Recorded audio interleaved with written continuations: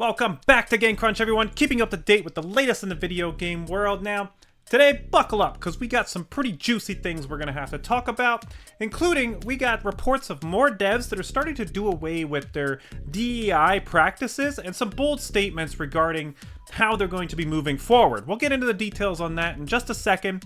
And then we also got a reliable claim from a known, leaker that the Switch 2 could be coming as early as this week. So we'll look at the validity of these claims in just a minute. But of course, before we get into that, if you'd like to stay up to date with the latest in the video game world, consider giving Game Crunch a subscribe. If you find this information helpful, hit the like button, really helps out. And without further ado, let's just get right into today's topics. So first up, we got CI Games, the developer of Lords of the Fallen. Well, they're making some pretty strong statements that are making some waves along the industry on how they plan on moving forward with game development. During a recent investor call, marketing director Ryan Hill addressed questions about DEI, or diversity, equity, and inclusion in gaming, and let's just say their position's pretty clear. Hill explained that CI Games is committed to delivering excellent user experiences with compelling characters, but they won't be integrating what's called social or political agendas into their games. Why? Hill pointed at recent high-profile releases that, in his view, underperformed due to these themes. While Hill's comments have sparked debate, it's worth noting games like Baldur's Gate 3, which embrace diverse representation, have had a massive commercial and critical successes. On the flip side, some recent titles like Assassin's Creed Shadows have faced backlash and delays, fueling arguments on both sides of this conversation. Seems to be a pretty tricky balance. Some players feel that games should stick to escapism, while others believe that gaming can and should tackle meaningful topics. Let me know where you stand down below in the comments. So this has been a very hot topic as far as, not even just in the gaming industry, not even just in the entertainment industry, but across many industries in general, about this DEI inclusive movement that's been happening probably over the last decade or so. And when I think about CI Games and that developer in particular, they got Lords of the Fallen. I looked at like a list of games they developed, and there's not a whole lot there that's that compelling. So this statement coming from them, I feel, doesn't really mean as much. And even Lords of the Fallen, like, I did check that game out, and it just kind of seemed like a bit of like another sort of Dark Souls sort of clone.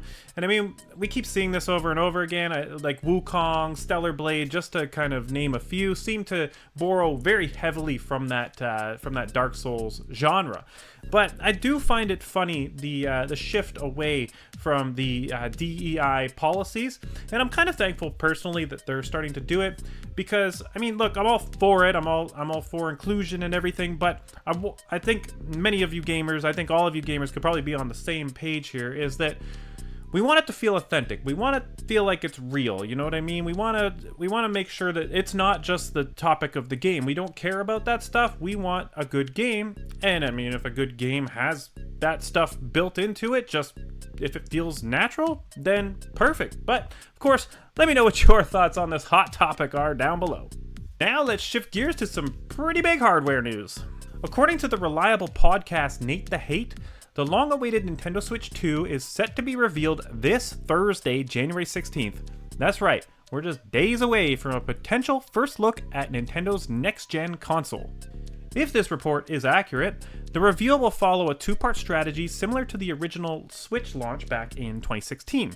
First, we'll get a hardware-focused trailer this week, followed by a full software showcase later in February or possibly March.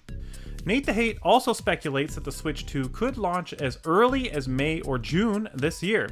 In the lineup, well, the rumored launch titles include a new Mario Kart, Assassin's Creed Mirage, and even Final Fantasy VII Remake. Plus, a new 3D Mario is expected to hit during the holiday season of 2025.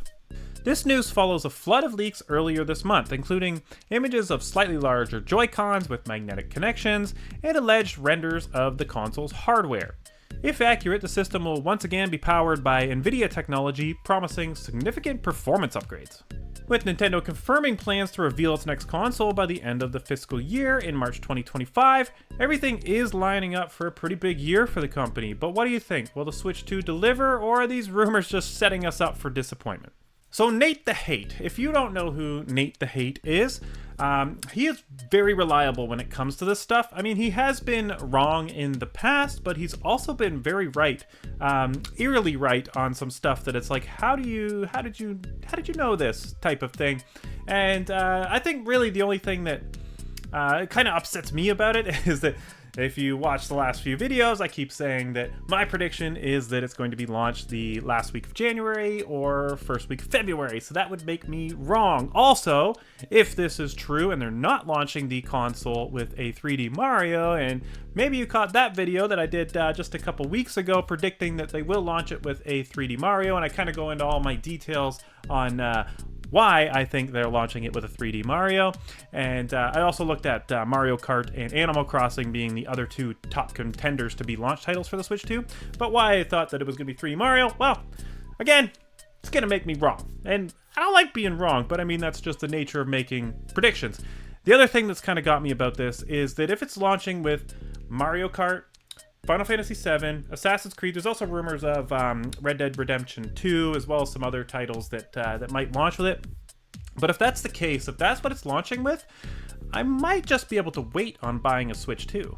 And that's all I've got for you today. I want to thank you for tuning in to Game Crunch yet again.